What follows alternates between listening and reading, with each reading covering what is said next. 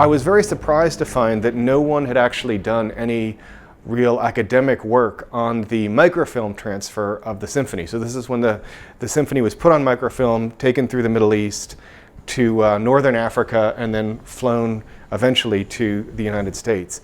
No one had done any real academic work on how that happened or why that happened. So that was a very interesting thing to say, well, how can I find out who really was setting this up? Who actually carried out the transfer of that microfilm? So for that, I actually had to check out archives both in the United States and in Moscow to find the correspondence, which we finally did. I had a research assistant as well, and we finally found this correspondence which showed these two countries reaching out towards each other and trying to come to some understanding.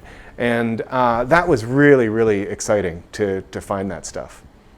This piece was put onto microfilm, like the plans for a secret submarine or something.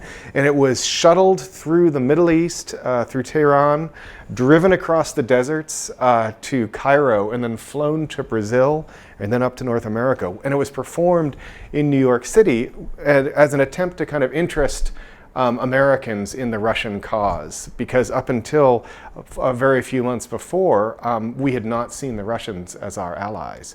So, to me, this story was one that begged to be told, in a sense, for teens, because you had this sense of adventure there. You have the war, you have something that reads like something out of a spy novel, and yet at the same time, really a story about the power of music to change the course of history and to change the way that people feel about themselves and the way that they fight, the way that they make peace, the way that they make war.